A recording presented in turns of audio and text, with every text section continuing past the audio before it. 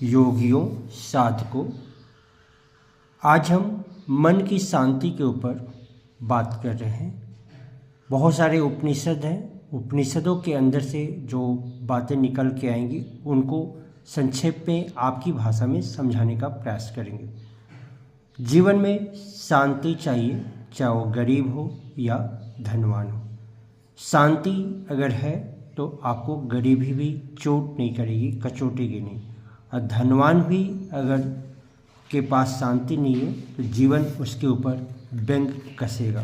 तो जीवन में शांति है तो हमें शांत रहना सीखना होगा। शांत रहने के लिए आपको हर दिन की शुरुआत शांति से करनी होगी, समापन भी शांति से ही करना होगा। शांति और धैर्य एक दूसरे के गहन संबंध है, मित्र हैं, आपस में जुड़े हुए हैं। शांति में ही आत्मविश्वास का संबल होता है और शांति में ही परमात्मा का साम्राज्य होता है। तो अब तो निर्धारित हो गया कि शांति हमें चाहिए। तो जीवन में शांति के लिए करना क्या होगा? सबसे पहले प्रकृति से सीखनी होगी। जब मौसम और हवाएं एक सी नहीं रहती, पौधे सदा हरे भरे नहीं रहते, खिले हुए फूलों को भी कभी न कभी बिखरना और मुरझाना पड़ता है। तो फिर हम और हमारी परिस्थितियां भी सदा एक जैसी कैसे रह पाएगी?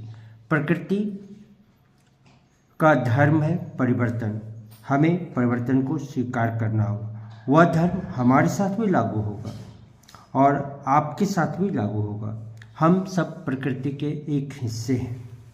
और एक दूसरी मानसिकता जो है कि हमें पुरुषार्थ में विश्वास करना होगा।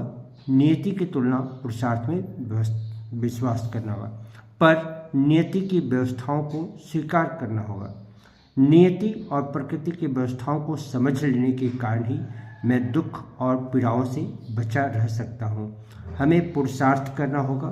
पुरुषार्थ में भी जब हार जाते हैं तो उसे नियति की सहज व्यवस्था मानकर स्वीकार करना होगा। चाहे व्यक्तिगत हो, चाहे समाज में हो, चाहे राष्ट्र में हो, इसे स्वीकार करना होगा। सहजता में ही शांति की आत्मा समाई हुई है। हमें सहज भाव से स्वीकार करना होगा। तो दो सूत्र आज हाथ में लगे कि परिवर्तन और दूसरा नियति की तुलना पुरुषार्थ में विश्वास करना होगा। इन दो सूत्रों को जीवन में अपनाएं, शांति आ सकती है।